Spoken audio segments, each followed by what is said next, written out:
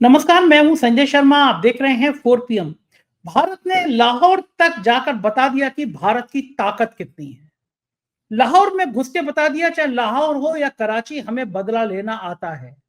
भारत के अगर किसी भी निर्दोष पर तुम उंगली उठाओगे तो उसका अंजाम क्या होगा, भारत ने दिखा दिया। मगर पाकिस्तान बाज नहीं आ रहा। बीती रात जम्मू के अलग अलग जगह पे ड्रोन से हमले किए गए, राजस्थान में भी धमाके की आवाज सुनाई दी। लेकिन भारत ने हर ड्रोन का हमले को फेल कर दिया, सारे ड्रोन मार गिराए। एयरपोर्ट हो या रेलवे स्टेशन हो, पाकिस्तान ने एक नापाक कोशिश करी। पाकिस्तान ऐसा क्यों कर रहा है? क्योंकि वहां की सेना के प्रमुख को अब अपनी जान बचाना मुश्किल पड़ रहा है। मुनीर साहब अपने परिवार को पहले ही विदेश भगा चुके हैं। उनको पता है कि पाकिस्तान का हश्र क्या होने वाला है। चीन और टर्की के हथियारों के दम पर कूद रहा पाकिस्तान अब समझ नहीं रहा कि भारत से पंगे लेने का मतलब क्या है। क्या होगा इस युद्ध में? अभी युद्ध शुरू नहीं हुआ है, युद्ध की घोषणा नहीं हुई है। आप गोदी मीडिया के एंकरनियों पे मत जाइएगा। रूप का लियाकत ने तो लिख दिया कि युद्ध की घोषणा हो गई। अभी तक ना भारत ने और ना पाकिस्तान ने युद्ध की घोषणा नहीं करी है। हालांकि इन गोदी मीडिया के एंकर को प्रतिबंधित नहीं किया जाएगा, प्रतिबंधित 4 पीएम को किया जाएगा, जो लगातार हिंदू मुसलमान की एकता की बात करता है, देश की एकता और देश की सुरक्षा की बात करता है। खैर, कर दें, कोई फर्क नहीं पड़ता। हम देश के साथ तन मन धन से खड़े हैं। एक एक खून का कतरा देश को देने को तैयार हैं। हमने अभय द्विवेदी से पूछा कि पाकिस्तान समझ क्यों नहीं रहा कि ये नया हिंदुस्तान है। हिंदुस्तान के हिंदू मुसलमानों ने दिखा दिया, जो आतंकियों का खेल था, जो पाकिस्तान का खेल था कि हिंदू मुसलमान के बीच में दीवार खड़ी कर दो, धर्म पूछ के मारो, जिससे हिंदुस्तान में बवाल होगा। लेकिन भारत के मुसलमानों ने सड़कों पर आके कह दिया, मुल्क हमारा पहले है, हमें कोई फसाद नहीं चाहिए, हम देश के साथ हैं। अभय दुबे जी से तमाम मुद्दों पर मैंने बातचीत करी और आपसे रिक्वेस्ट है, 4 पीएम यूपी भारत में जो लोग देख रहे हैं, इस यूपी के चैनल को भी सब्सक्राइब करिए। अपने सब दोस्तों से कहिए कि इसको भी नेशनल चैनल के बराबर लाना है, जिससे हमारा प्रतिबंध जो लगाया गया है, सरकार को समझ आए कि आवाज बंद नहीं होती है। चलते हैं अभय दुबे जी के पास। आपसे रिक्वेस्ट है, चैनल को सब्सक्राइब और ज्वाइन जरूर कर लीजिए। 4 पीएम न्यूज नेटवर्क में स्वागत है अभय दुबे जी आपका। पाकिस्तान को पता नहीं क्यों नहीं समझ आ रहा कि वो अपनी तबाही की कहानी खुद लिख रहा है। भारत ने हमला किया क्योंकि आतंकी कैंप तबाह करने थे। वो आतंकी जिन जो कोई धर्म नहीं मानते, जो कोई मानवता नहीं मानते, बेगुनाहों का खून बहाना जिनकी फितरत में शामिल होता है, भारत ने तो उनके कैंप को तबाह किया। क्योंकि पूरी दुनिया आतंकवाद से त्रस्त है। या आतंकियों का सिर जहां कुचला जाए वहां कुचलना चाहिए, पूरी दुनिया मानती है। लेकिन पाकिस्तान में जिस तरह पुंछ पे हमला किया, हमारे भारत के बेगुनाह बहुत सारी बड़ी संख्या में लोग मारे गए। छोटे छोटे बच्चों पे भी हमला किया। पंजाब में गुरुद्वारे पे हमला किया और कल रात को जम्मू में जिस तरह से बड़ी संख्या में ड्रोन से अटैक किया गया, वो तो भारत की बहादुर सेना ने सारे ड्रोन को मार गिराया। लेकिन पूरे जम्मू में रात में हड़कंप मच गया था। पाकिस्तान को समझ क्यों नहीं आ रहा कि चीन और टर्की उसका इस्तेमाल कर रहे हैं भारत के खिलाफ, लेकिन अंततः नुकसान उसका ही होना है। बलूचिस्तान में लोगों ने पाकिस्तान के झंडे उतार दिए, अपने झंडे लगाने शुरू कर दिए। कहीं ऐसा ना हो कि भारत से दुश्मनी के चक्कर में पाकिस्तान का वजूद ही खत्म हो जाए, पाक अधिकृत कश्मीर भारत का हिस्सा बन जाए। ये लड़ाई कहाँ रुकेगी, किस स्तर पर रुकेगी, आपको क्या लगता है भाई? संजय जी, राजनीतिक समीक्षा की दृष्टि से अगर देखें तो इस बात के हम लोग दो तरह का विश्लेषण कर सकते हैं। पहला विश्लेषण तो यह है कि चूंकि भारत ने पाकिस्तान में, पंजाब में और पाक अधिकृत कश्मीर में 9 जगहों के ऊपर हमला किया और आतंकवादियों के कई ठिकाने नष्ट कर दिए, मसूद अजहर के परिवार के 14 लोग मारे गए, तो इससे पाकिस्तान की सेना की जो साख है वो बिल्कुल रसातल में चली गई। तो उस साख को बचाने के लिए पाकिस्तानी सेना को कुछ करते हुए दिखना है। उसके लिए उसे भारत के ऊपर कुछ छुटपुट हमले करते हुए दिखना है। अगर वो कुछ भी नहीं करेगी, पाकिस्तान की सेना चुपचाप बैठ जाएगी, पाकिस्तान की सेना, तो फिर उसका रुतबा पाकिस्तान में मानेगा कौन? ये एक बहुत बड़ा सवाल है। देखिए, जब भारत ने ऑपरेशन सिंदूर किया तो पाकिस्तान के रक्षा मंत्री ने ऐसे बयान दिए जो दो तरह के बयान थे और एक दूसरे को काटते हुए बयान थे। एक वक्तव्य तो ये था कि ये एक्ट ऑफ वार है, ये एक्ट ऑफ वार है, यानी अगर एक्ट ऑफ वार है तो आपको उसको उसी हिसाब से उसका बदला देना होगा। दूसरी तरफ उनका वक्तव्य ये भी था कि अच्छा फिर एक्ट ऑफ वार है और हम भारत के फौजी स्थानों पर हमला करेंगे, ये वक्तव्य दिया। और दूसरा वक्तव्य ये भी था कि अगर भारत अगला हमला नहीं करेगा तो हम कुछ नहीं करेंगे। तो अब देखिए वहां पे काफी भ्रम की स्थिति है राजनीतिक नेतृत्व में। जो रक्षा मंत्री है वो इस प्रकार की बात बोल रहे हैं। अब इन दोनों बातों का क्या मतलब निकाला जाए? अच्छा, रक्षा मंत्री की बात सेना नहीं सुनती है। रक्षा मंत्री सेना की बनाई हुई नीति से निर्देशित नहीं होते हैं, सेना की नीति उनका मार्गदर्शन नहीं कर रही है। दो बिल्कुल अलग अलग सत्ता के केंद्र हैं। रक्षा मंत्री अलग सत्ता के केंद्र हैं और जनरल आसिम मुनीर के नेतृत्व में सेना अलग सत्ता की केंद्र है। और तीसरा सत्ता का केंद्र पाकिस्तान में आईएसआई है। चौथा सत्ता का केंद्र पाकिस्तान में आतंकवादी सरगना है, हाफिज सईद, लखवी, ये सब है। अब आप लखवी की ताकत देखिए। लखवी पाकिस्तान की जेल में बंद था और जेल में उसने बच्चा पैदा किया।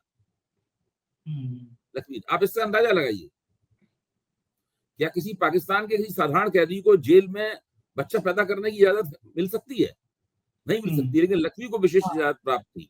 हाँ, पत्नी भी वहीं आती थी जेल में और सब बैठते। नहीं, मैं कहना ही चाहता हूं कि पाकिस्तान में सत्ता का कोई एक केंद्र नहीं है, सत्ता के कई केंद्र हैं।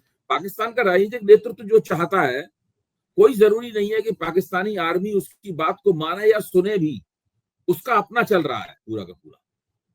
तो एक तरफ पाकिस्तान के रक्षा मंत्री तीन तरह के बयान दे रहे हैं। एक तरह के बयान दे रहे हैं कि ये एक्ट ऑफ वार है। दूसरे तरह का बयान ये है कि हम भारत के जो फौजी मुकाम है उनके ऊपर अपने हमलों को केंद्रित करेंगे। और तीसरा ये है कि अगर भारत अब कोई हमला नहीं करता तो हम अब उसका कोई जवाब नहीं देंगे।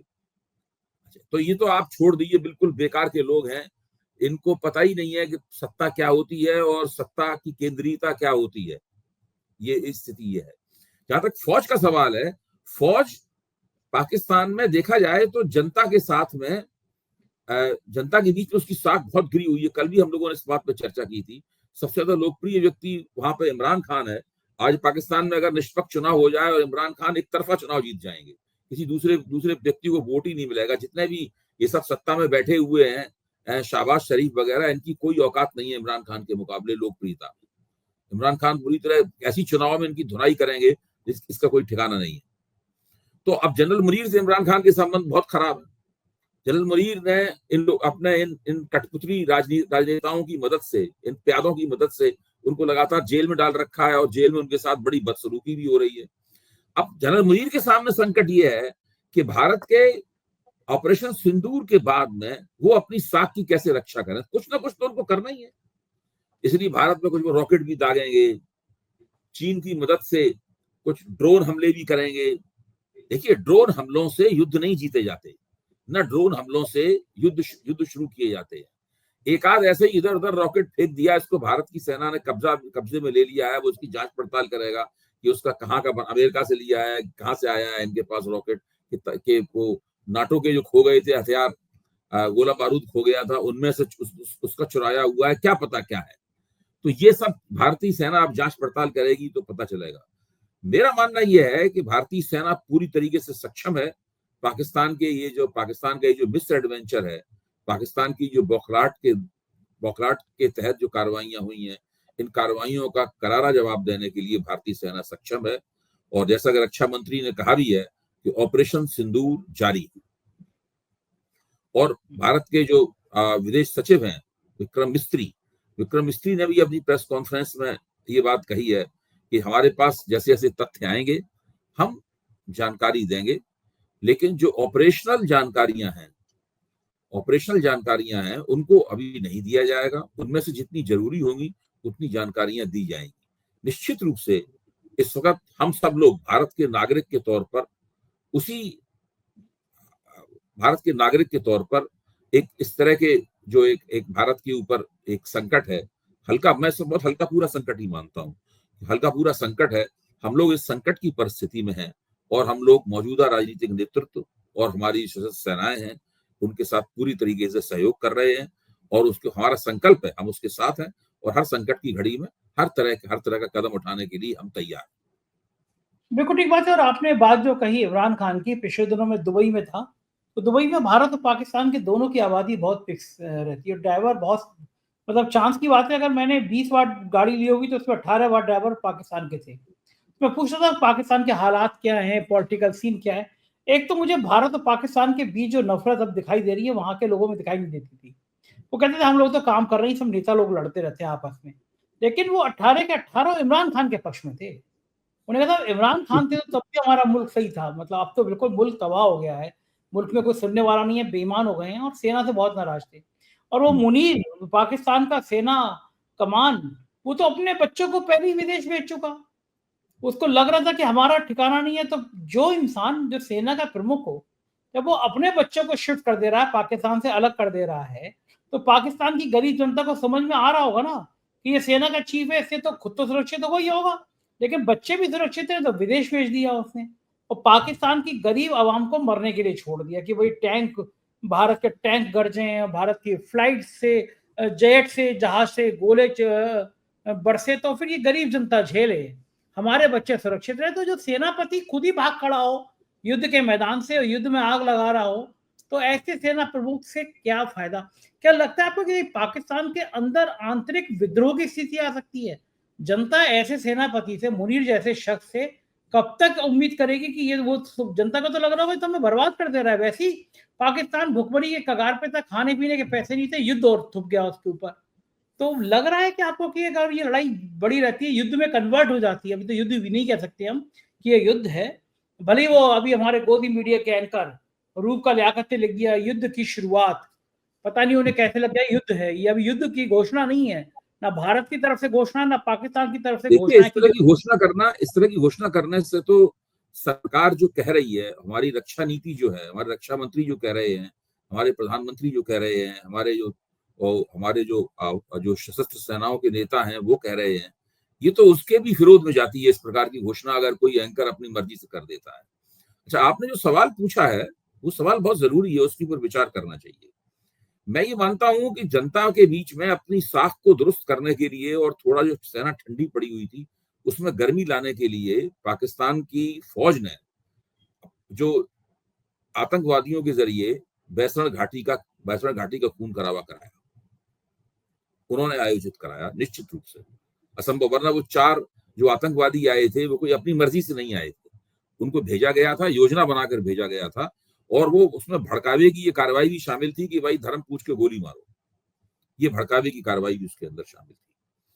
अच्छा, अब जब कभी इस तरह के आयोजन किए जाते हैं, रक्तपात वाले आयोजन किए जाते हैं, तो ये कभी कभी उल्टे बांस बरेली भी हो जाते हैं, ये चीज भी बन जाती है। अब जनरल मुनीर इस पूरे मामले में फंस गए पूरी तरीके से। अच्छा, पाकिस्तान पहले से ही आंतरिक समस्याओं की शिकार है। बलूचिस्तान इस वक्त आजादी की तरफ जा रहा है, पख्तूनिस्तान इस वक्त आजादी की तरफ जा रहा है। हम लोग जानते हैं कि सिंध में जिए सिंध आंदोलन मुद्दतों से चल रहा है, जब मैं पढ़ता था उस जमाने से जिए सिंध आंदोलन चल रहा है। तो पाकिस्तान की जो भौगोलिक एकता है, भौगोलिक एकता काफी संकट की शिकार है इस वक्त। और ऐसी स्थिति में उस पाकिस्तान के विभिन्न भौगोलिक टुकड़ों को आपस में जोड़कर पाकिस्तान बनाए रखना सेना के सामने, और जो पाकिस्तान का बहुत ही कमजोर किस्म का राजनीतिक नेतृत्व है उसके सामने बड़ी चुनौती है। अगर भारत के साथ ये जो संघर्ष चल रहा है पाकिस्तान का, मैं ज्यादा यही कहूंगा कि एक फौजी संघर्ष है, मैं इसको युद्ध की संज्ञा नहीं दूंगा क्योंकि ये फुल स्केल वॉर है भी नहीं। ये जो फौजी संघर्ष चल रहा है, इस फौजी संघर्ष में पाकिस्तान की बहुत बुरी पराजय निश्चित है, और प्रतिदिन उसकी पराजय हो रही है। प्रतिदिन उसे हर कार्रवाई का मुंह तोड़ जवाब दिया जा रहा है, प्रतिदिन पराजय उसकी हो रही है। इसमें जैसे जैसे उसकी और पराजय होगी, सेना की शक्ति, क्षमता और साख तीनों और नीचे चली जाएंगी, और फिर पाकिस्तान को राजनीतिक रूप से, भौगोलिक रूप से एकताबद्ध देश के रूप में रहना अपने आप में एक बहुत बड़ा सवालिया निशान लग जाएगा उसके ऊपर। और अगर पाकिस्तान और जो दूसरी ताकतें जो जिनका लगातार पाकिस्तानी सेना दमन कर रही थी, वो अब इस चूंकि पाकिस्तानी सेना इधर उलझ जाएगी तो उनका दमन भी नहीं कर पाएगी और वो शक्तिशाली होकर पाकिस्तान के अंदर विभिन्न हिस्सों में विद्रोह का नेतृत्व कर सकते हैं। ऐसी स्थिति पाकिस्तान के लिए मैं समझता हूं पाकिस्तान का काल भी आ सकता है इस प्रक्रिया में। अब देखिए ये घटनाक्रम कहां तक जाता है और इसके राजनीतिक परिणाम क्या निकलते हैं। ये एक बहुत बड़ा सपना था कि पाक अधिकृत कश्मीर, लोग कह भी रहे थे कि ये बार बार छोटी छोटी जंग हो जाती है, कभी कारगिल हो जाता है, कभी 1971 हो जाता है, तो इस बार आर पार कर दिया जाए मामला। अब पाकिस्तान अगर समझ नहीं आ रहा, उसने फिर पुंछ में मारे तो सीधा भारत ने लाहौर में अटैक किया, उसके डिफेंस सिस्टम को तबाह कर दिया। पाकिस्तान को समझ आ जाना चाहिए था जब भारत लाहौर तक पहुंच सकता है तो भारत फिर लाहौर और कराची कहीं तक भी पहुंच सकता है। लेकिन बदले में फिर उसने कल रात को जम्मू कश्मीर पे जम्मू कश्मीर के एयरपोर्ट पर हमला किया, कुछ और ठिकानों पे हमले किए ड्रोन ने, वो तो भारत की सेना ने सब ड्रोन मार गिराए, लेकिन एक बड़ा उसने आबादी को भी नहीं देखता कि वो आबादी है, भारत के निर्दोष नागरिक हैं, वो हमले करने पे बाज नहीं आ रहा। तो क्या कहीं ऐसा तो नहीं हो सकता है कि वही काल जब मनुष्य पर छा जाता है तो पहले विवेक मर जाता है, तो कहीं ऐसा तो नहीं है कि अब ये बात पीओके को भारत में सम्मिलित करने पर ही रोक खत्म हो, हमेशा का ये देखिए ये तो झंडा। विनाशकाले विपरीत बुद्धि वाली स्थिति है। ये विनाशकाले विपरीत बुद्धि वाली स्थिति है। देखिए भारतीय सेना पाकिस्तान से हर स्थिति में बहुत ज्यादा मजबूत है, बहुत ज्यादा आधुनिक है। वो सभी तरह की आधुनिक तकनीकों और सभी तरह के युद्ध के जो इतने भी औजार होते हैं उस सब में पाकिस्तान से ज्यादा युक्त है। उसके पास ज्यादा सैनिक हैं, ज्यादा अनुशासित है सेना और ज्यादा संकल्पित सेना है। पाकिस्तान की सेना की स्थिति ऐसी नहीं है। आतंकवादियों के साथ में और भ्रष्टाचार के कारण, क्योंकि वो सत्ता के साथ जुड़ी रहती है, राजनीतिक सत्ता के साथ पाकिस्तान की सेना जुड़ी रहती है, तो आतंकवादियों के साथ संबंध, आईएसआई के साथ संबंध और भ्रष्टाचार के कारण पाकिस्तान की सेना अंदर से पूरी तरीके से खोखली हो चुकी है और धार्मिक कट्टरता ने उसको और पूरी तरीके से उसका संकल्प जो है ना उसका पूरी तरीके से बर्बाद कर दिया है। ये जनरल मुनीर वगैरह कौन है? ये जियाउल हक के जमाने में समझ लीजिए इस तरह के लोगों की भर्तियां हुआ करती थी।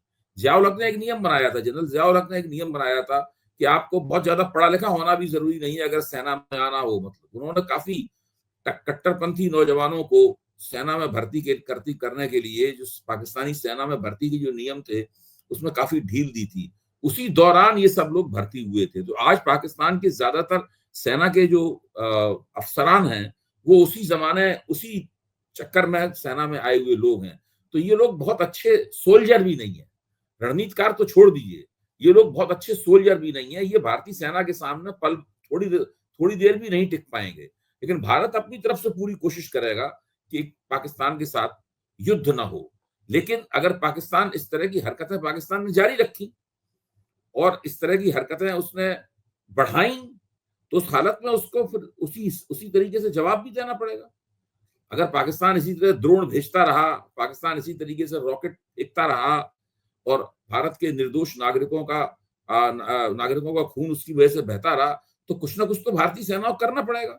मुझे लगता है कि इस प्रकार की नीति भी हमारे रणनीतिकारों ने, हमारे जनरलों ने, सेनापतियों ने बना ली होगी और हो सकता है कि हमें जल्दी ही इस प्रकार की खबर प्राप्त हो। हाँ, क्योंकि कल जो जिस तरह रात में जम्मू में पूरे पे श्रीनगर में हमले किए गए ड्रोन से, बहुत सारे ड्रोन मार गिराए, तो यानी पाकिस्तान का दुस्साहस देखिए और उसको लग नहीं रहा कि अभी भी उसका अंजाम क्या होगा। आपको क्या लग रहा है, चीन और टर्की क्या पाकिस्तान को चढ़ा रहे हैं, चढ़ जा बेटा सूली पर, अंजाम ही समझ? भाई देखिए चीन और टर्की कोई वहां पे अपने सैनिक थोड़ा भेज देंगे लड़ने के लिए हिंदुस्तान के खिलाफ। हथियार दे देंगे बस। वो ज्यादा ये करेंगे कि पाकिस्तान को हथियारों की सप्लाई कर देंगे, कुछ पाकिस्तान को संसाधन दे दिए जाएंगे। अभी तो पाकिस्तान के ऊपर एक फाइनेंशियल स्ट्राइक भी होने वाली है। फाइनेंशियल स्ट्राइक ये है कि भारत अभी कोशिश करेगा अंतरराष्ट्रीय मंचों के ऊपर, मेरे ख्याल से वो कोशिश भी कहीं ना कहीं शुरू हो गई होगी कि अंतरराष्ट्रीय मुद्रा कोष से भारत ये अपील करेगा कि पाकिस्तान को जो मदद दे रहा है उस मदद को रोका जाए। अगर वो मदद रुक गई तो पाकिस्तान पूरी तरीके से आर्थिक रूप से विकलांग हो जाएगा, आर्थिक रूप से लकवाग्रस्त हो जाएगा। अभी पाकिस्तान को पता नहीं है कि क्या क्या उसके साथ हो सकता है। अच्छा, ये अभय जी बार बार ये जो धमकी देता है न्यूक्लियर पावर, क्या कोई युद्ध यहां तक पहुंच सकता है कि दोनों देश परमाणु शक्ति से लैस हैं? क्या इस युद्ध को अंजाम यहां तक पहुंच सकता है कि कोई अरे भाई, देश? अगर पाकिस्तान एटमी ताकत का इस्तेमाल करेगा तो उसके खिलाफ भी एटमी ताकत का इस्तेमाल कर दिया जाएगा। तब प्रश्न इस बात क्या है कि चीन पाकिस्तान को एटमी ताकत का इस्तेमाल करने देगा? अगर चीन वास्तव में, चीन की अगर ऐसी कोई महत्वाकांक्षा है कि वो दुनिया की बड़ी ताकत बन सके, तो दुनिया की बड़ी ताकत तो वही देश बन सकता है जो कि एटमी ताकत होते हुए भी एटमी ताकत के इस्तेमाल के ऊपर रोक लगा सके, एटमी ताकत के इस्तेमाल को संयमित कर सके। तो छोटी छोटी एटमी ताकतें हैं, फुटकर एटमी ताकतें हैं, क्योंकि एटम बम बनाने की टेक्नोलॉजी तो बाजार में बिकती है दुनिया के।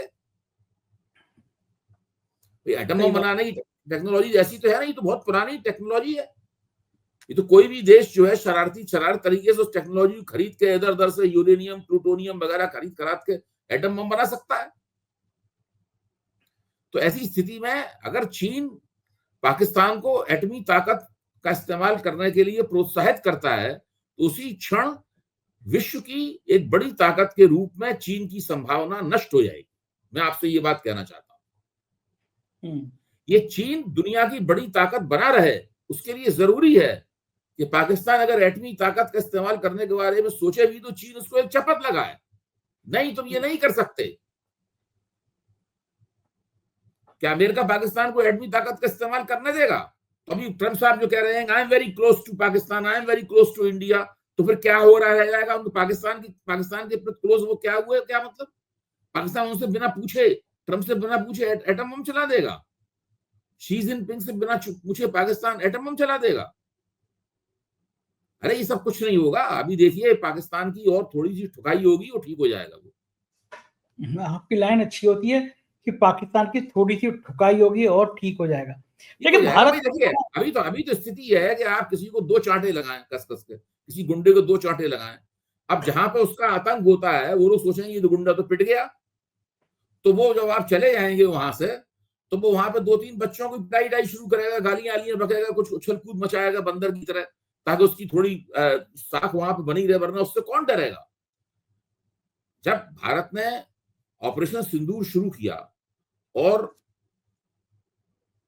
स्पष्ट हो गया कि भारत ऑपरेशन सिंदूर में वहां 9 जगहों पे हमला करने तक ही नहीं रुकेगा, थोड़ा कुछ और भी आगे बढ़ सकता है भारत। तो ऐसी हालत में पाकिस्तान को कोई ना कोई कार्रवाई तो करनी ही थी। उसी का मेरे ख्याल से ये जो हो रहा है ये वही सब है। और मुझे लगता है कि भारतीय सेना के पास इससे कहीं ज्यादा क्षमता है तो कुछ भी नहीं है। इसको तो वो बहुत आसानी के साथ भारतीय सेना इस सब चीजों को न्यूट्रलाइज कर देगी और इसके जवाब में पाकिस्तान को कुछ सबक भी सिखा दिया जाएगा। आप देखिएगा अगले 24 घंटे में ये सबक वगैरह भी पाकिस्तान सीख लेगा। भारत उनको सबक सिखा देगा। भारत के पास उस तरह की टेक्नोलॉजी भी है, भारत के पास उस तरह के जाबाज लड़ाकू विमान उड़ाने वाले पायलट भी हैं, सब कुछ है भारत के पास, कुछ भी ऐसी दिक्कत नहीं है। पाकिस्तान को फिट कर दिया जाएगा बिल्कुल। और हमारे यहाँ भारत में पाकिस्तान जैसा माहौल भी नहीं है कि सब कुत्ता बिल्ली की तरह लड़ रहे हो। देखिए इस मामले पे कितना विपक्ष ने कितना बढ़िया काम किया। पूर्व सर्वदलीय बैठक में सबने कहा, राहुल गांधी ने कहा कि हमने अंदर क्या बात की, हम बाहर के डिस्कस करना नहीं चाहते, अंदर हमने कहा कि हम पूरी तरह से सरकार के साथ हैं। एक भी भारत के पॉलिटिशियन का बयान ऐसा नहीं आया जो ये लगे कि असदुद्दीन ओवैसी का इस बयान सुन रहा था, उनसे शानदार ओवैसी ने काम किया। उनसे संदीप चौधरी ने असदुद्दीन ओवैसी से पूछा कि आपने सर्वदलीय बैठक में क्या बातचीत हुई, जरा कुछ हम लोगों को बताइए। तो उन्होंने कहा मैं केवल वो बता सकता हूं जो मैंने वहां पे कहा है। सही बात है। और उसके बाद उन्होंने विस्तार से उस बात को बताया। इतना बेहतरीन वक्तव्य मैं आपको बताऊं, इतनी बढ़िया उन्होंने बातें कही। उन्होंने कहा कि ये पाकिस्तान अपने आप को मुसलमान कहते हैं, इस्लाम कहते हैं, सबको शर्म आनी चाहिए। बहुत ही बढ़िया वक्तव्य असदुद्दीन ओवैसी का था, बहुत ही अच्छा। ओवैसी के भाषण ने तो दिल जीत लिया सभी पूरे भारत का। उसने 2 दिन पहले ही जो कहा है, मतलब ओवैसी की कोई कितनी आलोचना करे, लेकिन इस मामले में देश। अच्छा दूसरी बात मैं ये कह रहा हूँ कि अभय जी कमाल हो गया, मतलब पहली बार मेरे ऑफिस में कल पूर्व विदेश राज्य मंत्री सलीम शेरवानी आए थे।